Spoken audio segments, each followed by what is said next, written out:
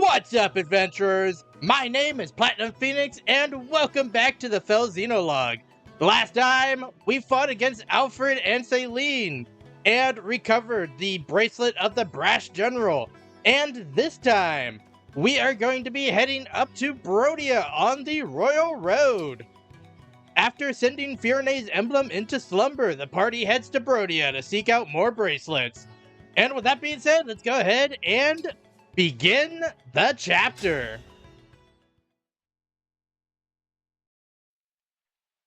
In the deepest darkness of solitude, would you desire to make the light your own?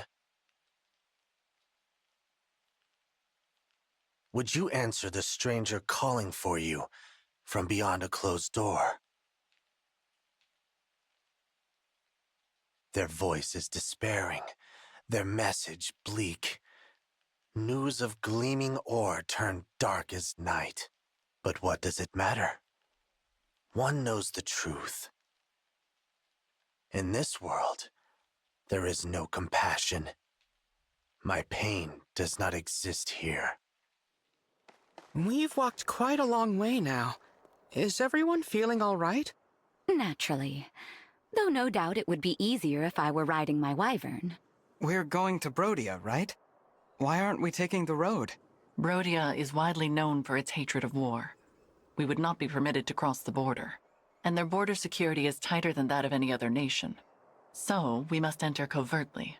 But more to the point, we are no longer going to Brodia. We are already there. Huh? We crossed into Brodia already. We have been within its borders for some time. And you didn't think to mention that sooner?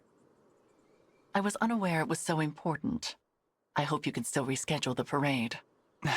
I'm just saying that allies should keep each other informed. Shh! Quiet, you two. Someone's here. We cannot have been discovered already. There they are. Wait, Divine One! Stop! Please! Don't hurt me! Gregory!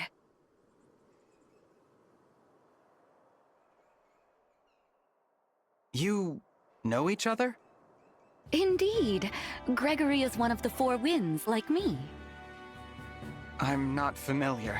We are a small band of knights established after the war to protect Lady Nell and Lord Nil. As the name implies, the Four Winds is composed of 4 members. Gregory here included. I directed him to gather information for us, same as Celestia. Thank you for your dutiful work, Gregory. But we did plan to meet some distance from here. Right, about that. I got turned around and didn't think I could find our spot. Wasn't sure what to do, so I headed back to the border. I'm so grateful I found you. Before you give us your report, there is something that you should know. This individual here is... Not the divine dragon we know, right? Correct. So I'm guessing the ritual worked, and you summoned this one from elsewhere. Indeed. That spares me the work of explanation. Amazing, Gregory. How did you figure all of that out? Not sure exactly. Something about this one seems... scary, I guess. Probably the fact I almost attacked you. Sorry about that. No, that's not it. You're just different from the divine dragon I knew. I'm not talking appearances either. It's like your essence is... off. I'm not making any sense, am I? Gregory's sense of caution is sharp. He may be attuned to differences others don't notice. I see. That's okay. So long as you aren't a threat, I'm sure I'll get used to you. Oh, and sorry if I'm not addressing you formally enough. Always been bad at that etiquette stuff. I don't mind. Please, feel free to speak casually. It's all right, Gregory. The Divine Dragon has proven to be a good person, full of kindness. That's right, Divine One. I quite like you. Thanks, Nell. I like you too. You said the 4 winds were 4 knights. Where are the other 2 then? They are embedded in the remaining nations, gathering intelligence there. As Celestia took Firene and Gregory Brodia, the other 2 are assigned to Illusia and Solm. I'm the leader of our little group. I'll admit it, the name Celestia of the Four Winds carries weight. I'm a fairly renowned general. Either that, Or you're so loud that people have no choice but to know your name. What did you say? Just joking! Come on, no need for violence.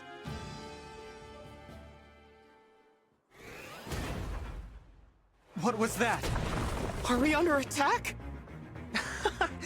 Looks like my pursuers found us. Sorry, I really thought I'd lost them. Explain, Gregory. Oh, I was spotted while scouting. I ran for my life, but I guess they followed. 1, 2, 3. No use counting. The enemy outnumbers us, and easily. We should run! But wait, why not fight them off? If they are pursuing us, then they are border guards or knights. They will not have a bracelet. A fight will exhaust us without any gain. You wanna run? I'm your man. This way, everyone. Follow me.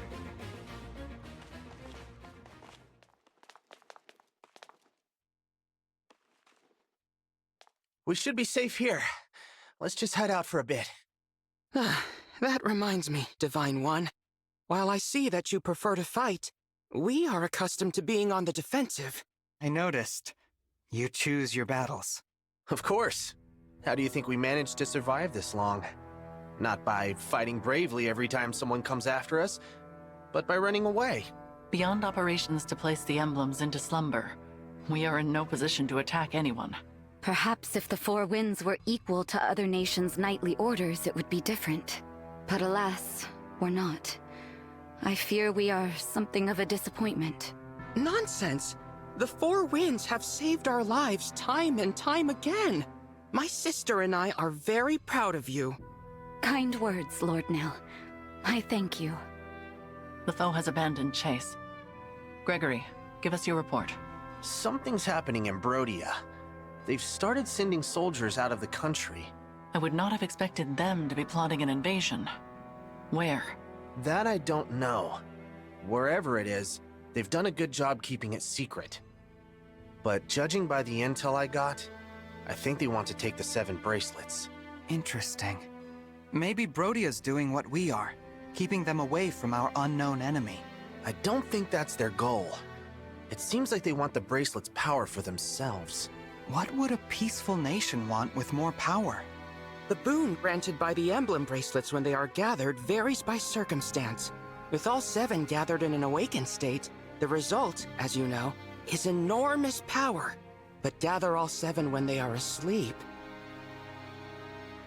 And the bracelets can render you immune to all harm. Immune? They make you invincible? That's right. It's the ultimate defense. For a country that hates war, I can't think of anything more valuable. If that is so, then they would need the emblems to be asleep. They would require Nell. Perhaps the assassins sent to Lethos Castle were actually kidnappers from Brodia. That is possible. Well, we don't know any of that for sure. But there's one thing we do know. Brodia's going to raise an army, and soon. You figured it all out. Well done. Though, I'm afraid this means we can't let you leave. Impossible. I didn't sense anyone approaching. It seems these are no average soldiers. They are Brodian royals. Look, Diamant. Here they are. Now finish them off. Or must I do everything for you, my pathetic excuse for a brother? I was planning to take them by surprise, Alchrist. You shouldn't have revealed our position. Oh, thanks for telling me the plan. Nil, I take no pleasure in this. I hoped our next meeting would be friendly. Sadly, it seems now that bloodshed is unavoidable. You must be angry indeed to discard the peaceful principles of your nation. Look, Nell. He is wearing one of the bracelets. You're seeking the bracelets, hmm? What a coincidence! As your spy deduced, so are we. It seems our goals align. What do you say? Should we join forces once more? You cannot be serious. You're right, I'm not. What gave it away? War must be torn out at the root before its tendrils spread. As much as it pains me to kill former allies, I have no other choice. Soldiers to battle! Capture Lady Nell alive. Show the rest no mercy. Circumstances now demand we fight. Celestia, Gregory, prepare for battle. Gladly. I'm gonna focus on not getting hurt. Ready yourself, Divine One. I expect no less from you than before. That goes without saying. All right, getting into this battle, let's do unit selection. And I actually want to talk about Gregory, because it is the counterpart of Gris from the Four Hounds. And they once again do a pretty good job here of making it so that the Divine Dragon doesn't know who Gris is at this point in the main story. But Gregory is pretty much the exact opposite of Gris, except for being the exact same in battle. Almost, at least. Gregory hates fighting, he hates being hurt, and he prefers to run. But he is a mage unit that primarily focuses on healing rather than actually doing damage.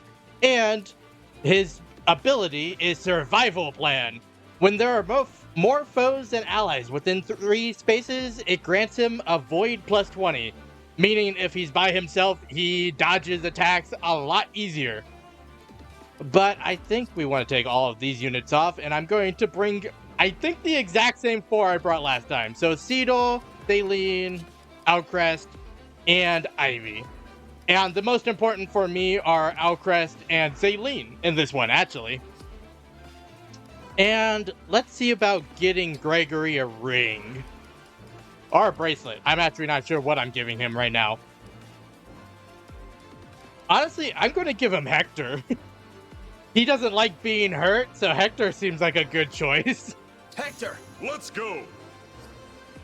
Give him the Bracelet of the Brash General. And honestly, everyone is in a fine enough spot as I can see.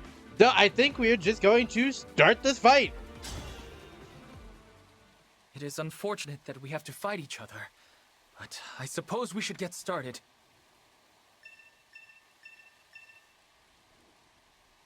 Beware the magical artillery of Brodia. They can strike from quite a distance. So this is a little weird. I understand why they put this here, because you could technically do this before doing Veronica's Divine Paralogue. But if you have all the DLC, they give you the Mage Cannoneer explanation twice, but I guess I'll read it. Mage Cannoneers can fire artillery shells from a long distance away. Be mindful of their range. The danger radius for Mage Cannoneers has a different appearance than usual. Basically, they're like long-distance fighters rather than any other weapon, actually. Every other weapon has a range of like 1 to 3. I think their range is like 10 or something like that. It's pretty insane. But our victory condition is defeat Tiamat and Outcrest, which, if I'm being honest, is not difficult. In fact, I want to talk about Tiamat and Outcrest because they act very differently than in the main story. Tiamat is very much more timid and reserved than he is in the main story, which makes it kind of weird to listen to him talk, because he's like, he's always like, I don't want to fight, but if we have to, I will. When in the main story, he's more of I'm going to do this, and he's more confident. This time he's more timid, and he questions his actions a lot. Well, Choice is yours. Outcrest is actually the exact opposite here, where he is much more confident than he is in the main story. But to trade off of that, he almost belittles his brother every chance he gets, which makes him kind of like almost an anti-hero rather than an antagonist. But he just is so confident in his actions that he thinks he's always right. And I don't think I could justify it the same way I could justify the Furanese royals. I'm almost tempted to say this is just how these two have always been. It's possible that Diamant got more timid after the death of the divine dragon in this world, and then Alcrest, in seeing his brother become reserved after that point, had to become more confident, and in that case started belittling his brother. But I don't know if I can justify it as well as I can the Pyrenees. The last thing I want to talk about is that Diamant has the bracelet of the Veronica. I forget the name of the bracelet. I'll put it on screen now. But he has Veronica, which means he has the ability to summon heroes. And by heroes, I specifically mean he has the ability to summon, I believe, any of the original 12 emblems. Although I believe the first one he always summons is Marth. So it's good to take him out as quickly as possible. So I am just going to shoot him from all the way across the field. Alcrest, you want to fight me? I knew it. You never accepted me as king. I suspected you were plotting my assassination all along. Now's the time, is it? Assassination? You're my brother, Diamant. I respect and admire you. I would never.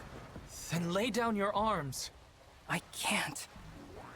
You may be my big brother, but you're still the enemy. Wait, you're certain to misunderstand that. Hold on a minute, let me clarify. Oh, I'm sorry, my words aren't coming out right. Now I have you. I believe there's also a conversation if you have Diamant fight Alcrest in this fight, but I just like having Alcrest fight Diamant because they're both timid. We're all going to die anyway.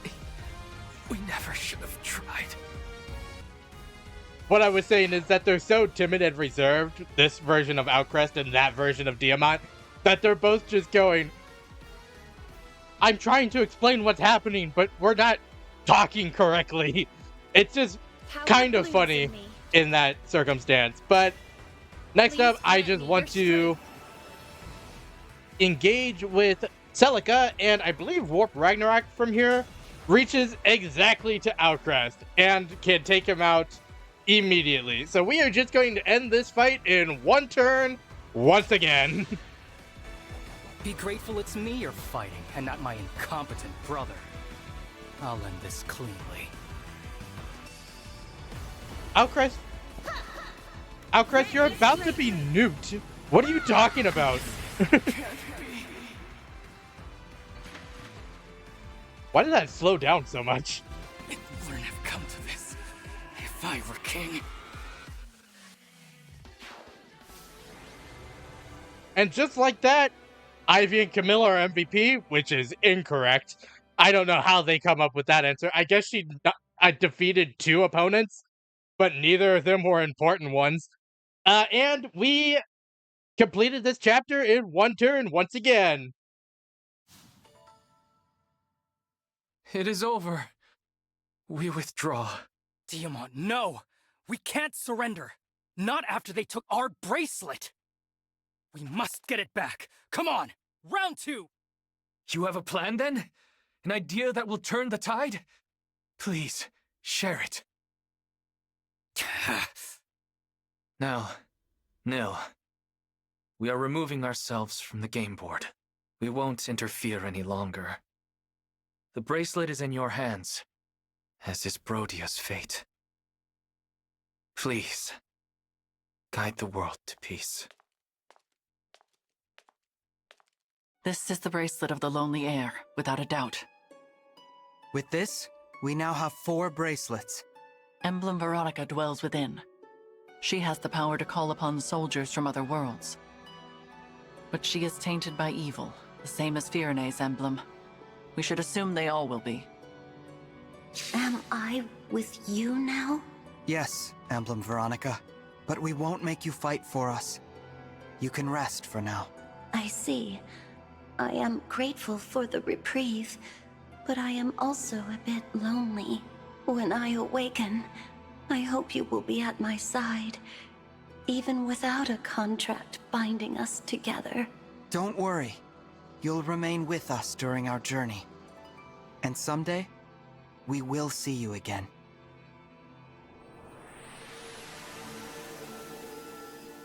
I suppose that settles things here. I'm not used to fighting my own battles, let alone winning them. Yes. Fleeing comes more naturally to us all. The Divine Dragon excluded.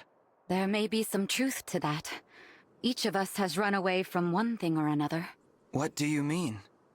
During the war 1,000 years ago, when Sombron burned my village, I fled to Lethos. Other mage dragons possessed powerful magic, but mine has never been that strong. That's why Sombron couldn't find me, while my family and friends, all brilliant mages, perished. Sombron planned to force the mage dragons to fight for him, but we refused to submit. And now I'm the last of my kind. I used to live in Illusia as a follower of Sombron, but I couldn't act like the others. The Fell Dragon craved pain and blood, and his disciples were only happy to oblige. I just couldn't join their fervor, so I faked it. And when a priest found out, I had no choice but to run. Run, or give up my life to the Fell Dragon. I welcomed Gregory into Lethos. He selflessly rushed to my aid in a vicious battle in Illusia. You say it like I'm some kind of hero. You were surrounded by the corrupted, so I went to help. And I, as you know, am a failure. I am only alive because Nell and I fled from Sombron together. I have said it before, and I will say it again. You are not a failure, Nil. I'm sorry. I know it upsets you when I speak that way, but Nell is much stronger than I am. She could face any opponent, if not for me. So I suppose she is also one who is comfortable taking a stand. No. I have done as much fleeing as the rest of you. That's not true. I've never seen you run away from anything. I fled my responsibility. I should have stopped the royals of the four nations from taking their respective bracelets. You were only respecting their wishes. You even said that's what the Divine Dragon would want. I said that to mask my fear. I was afraid that my plea would be rejected, that I would lose our allies, and that I would be forced to fight them in Lethos Castle.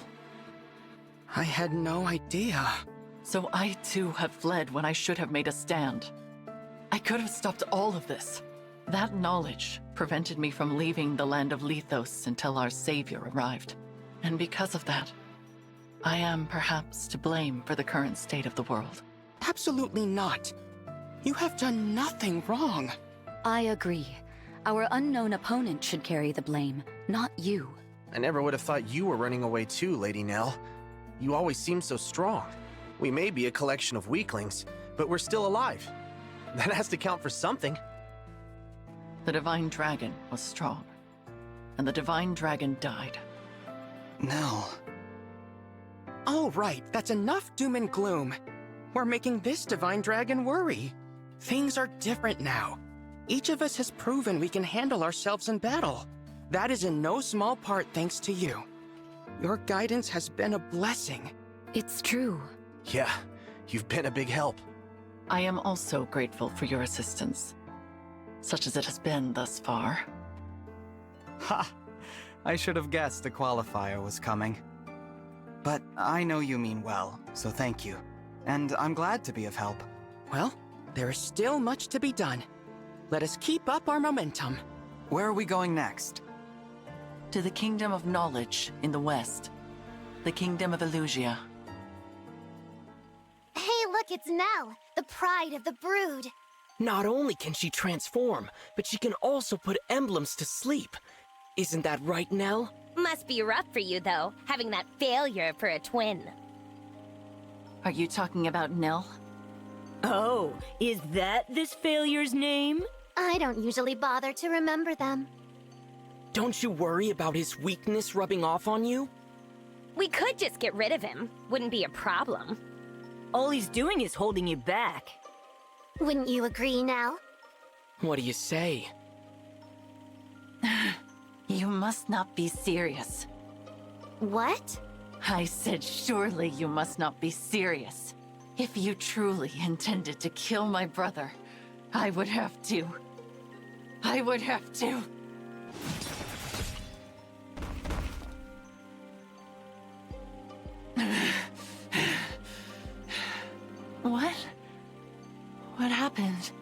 Was all of this my doing?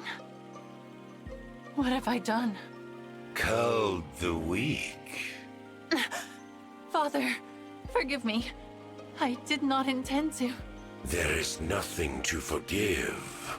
Please continue. I did not mean to interrupt the killing.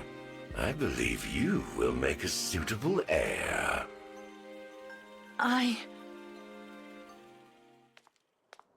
You. I told you Brodia would avoid conflict. What more do you need? And why did the guards let you in? I killed them. Entrusting your safety to them was a grievous lapse in judgment. Now, I would like to know whether the attack on Lithos Castle was your doing. Answer. What are you talking about? An attack on Lithos? Which country would dare start hostilities? Firene? No. Illusia, surely. You truly seem to know nothing of the matter. So be it. I have no further use for you.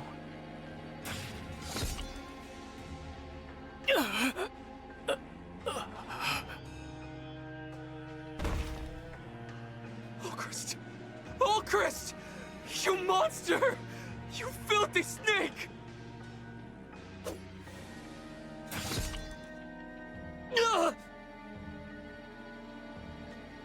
I don't understand. We gave you what you wanted. You had no reason to do this. In fact, I do have a reason, King Diamant. I would not ordinarily come for you by stealth, but I could not ignore this opportunity. Now, I must return before dawn. It would not do for the others to become suspicious. King Alfred and Princess Saline hardly put up a fight either.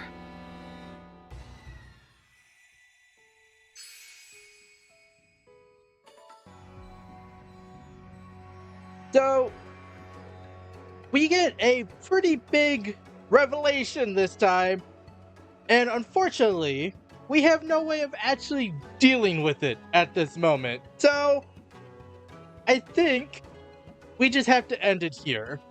So I hope that everyone enjoyed watching this episode. If you did, make sure to like, comment, and subscribe to the channel. Next time, we head to Illusia in the Frigid Forest to see what they're doing over here. And hopefully we can figure out how to stop Nell in her rampage.